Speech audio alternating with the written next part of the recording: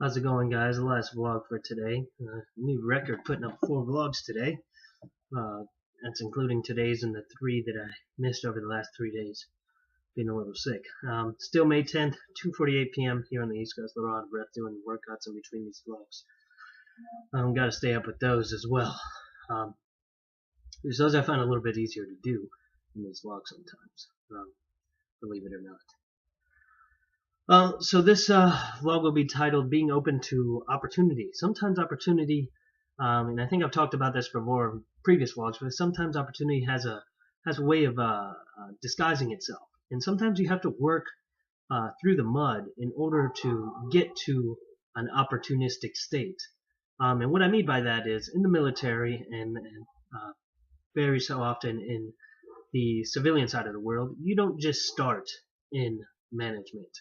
Very rarely, but believe it or not, schools are actually you can go to school now for management, and you can be brought in as middle management as a new hire. Believe it or not, management is a hot new topic of schools, and they're teaching a lot and devoting a lot of scholarship to teaching people how to correctly manage those below them and to bring in new ideas, new perspectives into management and everything alike. But typically, you don't just jump into management. You have to start at the bottom and work your way.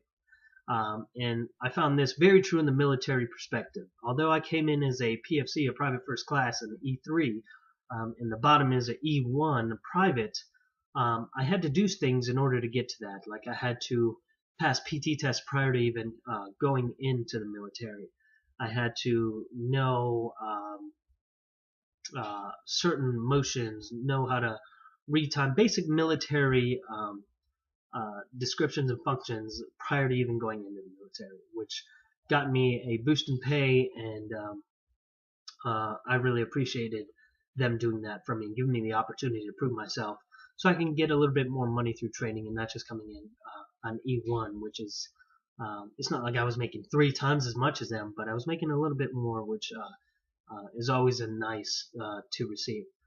But you have to work your way up, and it took me some time, some changes that I had to make while being in my military career. I was stuck in finance for a while, and I couldn't really promote because there was no space for sergeants, and promotion was so high, so rigorous that you couldn't even, like, there was a whole gamut of things that went into promotion, like PT tests, PT test scores, shooting range scores, awards that you received in the military while your time in service, your time in your particular grade, which was your pay grade.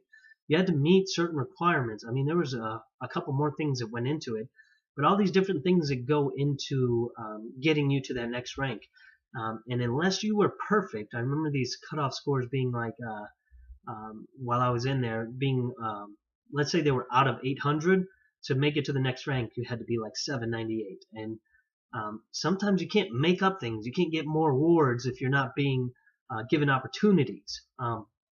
So what I ended up doing is taking a personality test and trying to find my interests. I know that I had a passion for statistics and intelligence and things of that nature. So I took a personality test. It guided me towards statistics and intelligence, which I thought I would be better suited for. And they had the promotional gaps that I needed, that I would be able to fit into and promote well. So I ended up what they call reclassification of jobs. So I ended up having to go to school, learn an entirely new different job, which took twice as long to learn as my initial finance job. And then shortly after that job, I think within a month of being in that job, once I was given my official designation of an intelligence person, I promoted shortly after. I think that within the next month I promoted because my points were already so high, and their threshold level was so low that I would automatically pick up. And then the same thing held true. I was in Korea. I had gotten my promotion to E5 sergeant on the way to Korea, and then I had made E6 while I was in Korea. Within that year, I had made both E5 and 6. which is a pretty stellar thing to do within the military. Not very unheard of, but it's very tough to do, and you have to be on top of your game. To make E4, which I kind of glimpsed over, I made that while I was in Iraq by doing certain things, certain jobs that were a little bit outside of my pay grade, that required more responsibility. So, thus being said, I was able to get a battlefield promotion, which is a very common occurrence while you're deployed, in order to make E4. And that I did receive with another brother that I was deployed with. We received it at the same time, both for doing very reputable things while we were in that type of environment. So all that hard work and dedication really led me to get to where I was at in the military. And I mean, unfortunately, we parted ways due to some medical circumstances. But I still have a good. I still would recommend the military to people. But that all ties into being open to opportunity. Sometimes, like I said when I started that whole spiel, is that opportunity sometimes doesn't clearly present itself. And recently, talking to a couple of my co-managers there at the place I work at now, there's been some opportunities that are slowly developing and presenting themselves, and that have developed over time. But I did, like I've said before, I started off working there 10 hours a week, which wasn't really much, but I was focusing more on school and doing other things with my life. So work wasn't really a priority, so that's why I didn't. But I decided to start somewhere. I always had a passion, a dream to run a bar/nightclub scene or setting. So I decided to take that leap of faith, and I had an old friend that gave me an opportunity, and I ran with the opportunity. And things slowly started to develop, and I capitalized on some not so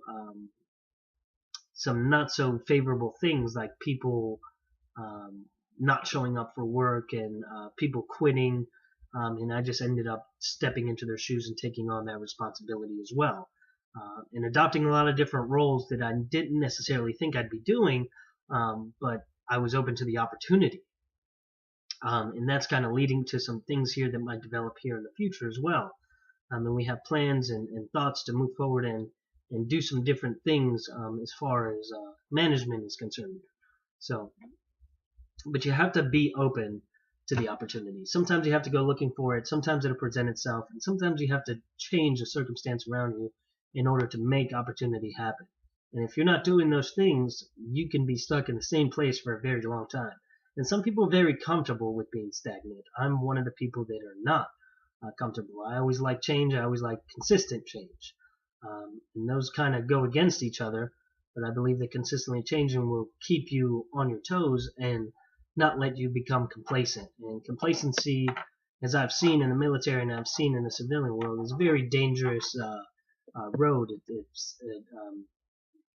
It has a severe lack of motivation and a lot of just doing the repetitive same old thing, not really striving for greatness in any way, shape, or form. And sometimes could get people injured, hurt, or negligent. So I don't like to be complacent, and I don't like to be stagnant. And those are my reasons for it, but that doesn't mean that it's everybody else's reasons too. But you guys have to be open to opportunity, have to be open to make changes if you're not happy with the circumstances that's around you. In those circumstances that surround you, you're exactly where you want to be at. If you wanted more, you would do more. You would make your your shoulds your must, and it's as simple as that. If you wake up every day and you say that I want more of this, or that I want more of that I need more, let's say, money or time in my life, then make that happen.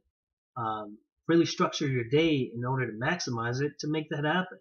And be open to the opportunities when they do present themselves, because they may be exactly what you're looking for. And I can't put it as any more simply than that. So, again, I appreciate you guys watching, liking, commenting, subscribing. I'll be getting all these vlogs up here shortly. And I appreciate you guys watching each and every one of them. I'll see you guys on the next one.